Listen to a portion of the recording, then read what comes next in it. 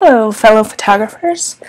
Like I've been teasing for a long time, I am going to start creating some more content for you to learn from my years of learning and glean what I've spent countless hours learning in podcasts and courses I've bought and all kinds of education. So anyways, I thought I would show how I edited this image into this image from a shoot I did last night. You can see I added in a dog here who wasn't in the original image. So we'll do my best to recreate this image. So first things first, I'm in Lightroom. I've not updated it because I don't want everything to go to shit like it always does when you update. But I will at some point because I hear these masks in here are awesome. I'm going to start with Trisha Victoria's Gold Pack, and I'm going to apply Gold 2 here. You can see already that does some cool stuff to the image. But first things first, I want to get rid of most of this grain as I find it quite distracting. Clearly, it's a little overexposed. It was like hazy last night, which is kind of bizarre for Colorado, really. And I'm going to decrease the exposure some. I'm going to increase the shadow some. I'm going to warm it up. Probably increase a little more. Pull the shadows up a bit more. This is what I do. I just play. One thing I've been doing lately that I really like is dehazing a bit. It adds contrast, which I think these presets need. If you look at the tone curve, you can see that the highlights here are not in an S-curve. So I find that's a good way of balancing the highlights. Still, this looks a little dull. So what I'm going to do next, I do this every time. This is like so breaking the rules, but I don't really care. I use my Iris Enhance tool and I put it over my subject. Sometimes I decrease the saturation if it's too high.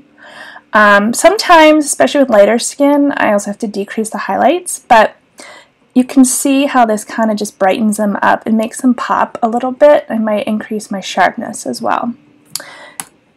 Next, I'm going to go into my, if I can get it to work, my graduated filter. I'm going to pull all the way down. I'm going to go to Sky, which I've made, I think. I don't know. Maybe I should give that to people. I'm going to decrease the exposure some. And this is pulling out some of the clouds and stuff that we saw last night. And then I'm going to go blue a bit because it otherwise is gray. And I'm going to keep pulling down. You notice, it makes their skin look crazy. But what I do is I go to the range mask, I click on color, I get my dropper tool, and then I find the blue that works best. Sometimes it looks a little crazy when you click on like in-between tones. So found the blue that works. Perfect. Now they are no longer blue. I'm looking at this now. It looks a little too warm, so I'm going to just cool it off a bit. And I am going to increase my shadows, I think, just a little bit. Maybe even pull my whites down slightly. Just to help, again, set the subjects off, sometimes I use graduated filter and I will go to highlights and I'll just decrease a bit and see how that almost adds, speaking of it, almost adds like a vignetting on the bottom. I may also just slightly add a vignette here. And again, it's like helping emphasize the center. So I like where this is at, but they have two dogs, and one dog is elderly. And having lost a dog this summer, I know how important it is to include your living, aging pets in your images. The other dog was in some prior images I took. So what I did here, I found an image with the other dog, Zeppelin, and I just applied my edit. So I copied what I had done in this image, pasted it here, And then I'm going to take this image and I'm going to take this image. Which one did I just edit? This one, I think. I'm going to open them in Photoshop. I'm going to add Zeppelin in. My computer is ungodly slow, so this might take a second. Don't look at all my gazillion tabs open. It's kind of embarrassing. Okay, I am not a minimalist. You should see my desk. It's even worse than that. So as this slowly opens, I'm going to just quickly explain what I'm doing. I am going to, oh my gosh, it's taking forever. I'm going to erase out the image. Wait, let's wait for the other one to open. I'm going to add this as a layer, and then I'm going to erase out the background of the other image so that this dog comes through, Zeppelin. And I apologize for how slow this is. I think it's time to restart my computer. Okay, so this is my background image. And actually, I want to copy this. So I select all, Command A, Command C, copy. I have to do it a couple times. Something's up with my computer. And I'm going to add a new layer, and I'm going to Control V, Command V, I use a Mac.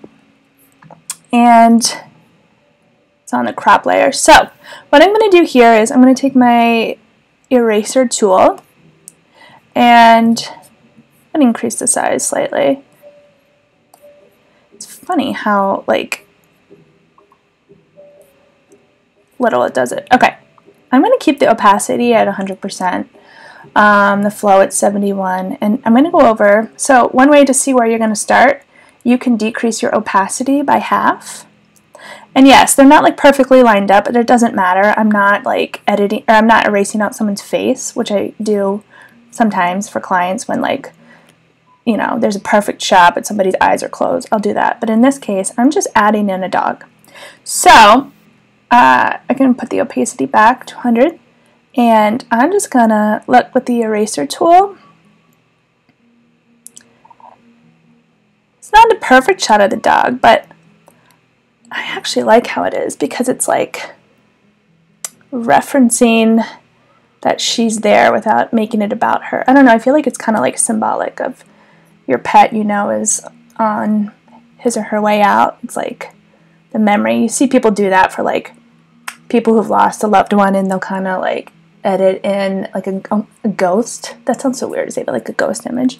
So anyways, yep, there we go. So I edited that in. If I was being really picky, I would take my patch tool, and I might, just because it looks a little weird, I might just, you know, edit out some of this extra, gotta deselect, extra stuff, just because I'm not entirely sure it was there.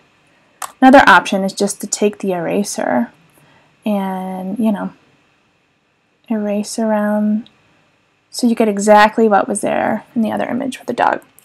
So what I would do is then I would shift select, I would flatten the image,